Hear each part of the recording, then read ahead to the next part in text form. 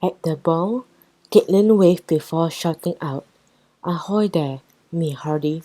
Is that you trying to fall out oddy little tub?" But at the bridge the observers started laughing. "Matt Jake's gonna love her," said Captain Washington. "I think he likes to think of himself as a bit of a pirate, hence the nickname." Matt Jake stopped howling in the net and looked up at Caitlin. "What did you say, love?" he shouted back. Caitlin smiled at the chance to continue with her pirate speak. She yelled back, "You're looking like a limey landlubber out there." Matt Jake was not used to being heckled by a British tourist impersonating a pirate in the middle of the ocean. "Who are you? Is this one of Washington Jr.'s terrible jokes?" he cried, hands on hips. He seemed amused and annoyed at the same time. Unfortunately, at that moment he lost his balance. No one saw quite what happened next, but a second later he was in the water, bellowing some colorful phrase of his own. Captain Washington was immediately on the radio with his father. "Man overboard, repeat, right man overboard." The crackle of the radio sounded. "Typical, that bloke loves an audience, over." Bindi and Andy were worried about Matt Jake, but Caitlin had already sprung into action.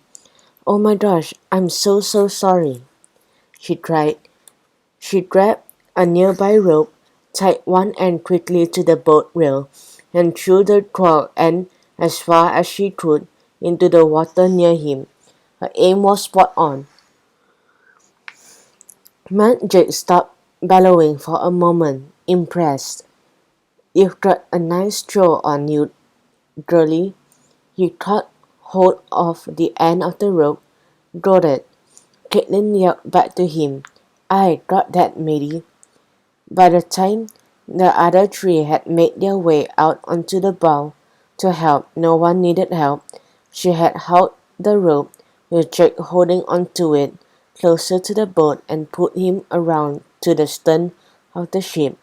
A dripping wet Matt Jake was now making his way up the back stairs, looking for the worst for where, but still with a twinkle in his eyes.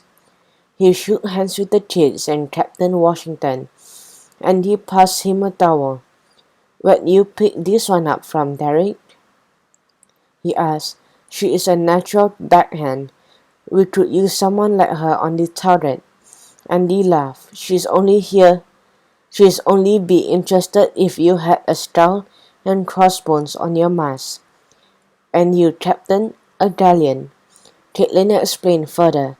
"I just adore the Pirates of the Caribbean movies," she said. "I love anything to do with pirates ever since I was a little girl." Bindi was distracted. Matt Jake, could you pass me your towel?" He'd been wiping himself down and looked up at Bindi. "Ain't quite finished yet, Bindi. Derek, you got an oil leg on board?" "I smell oil." Bindi frowned. "It's not on the boat, Matt Jake.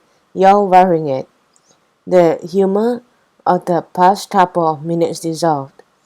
"You're kidding me," he said, looking down at his Hawaiian shirt, which now had distinctive dark patches on it. Bindi was now looking out towards the bow of the trailer ship. "And see out there? It looks like there's a lot more where that came from."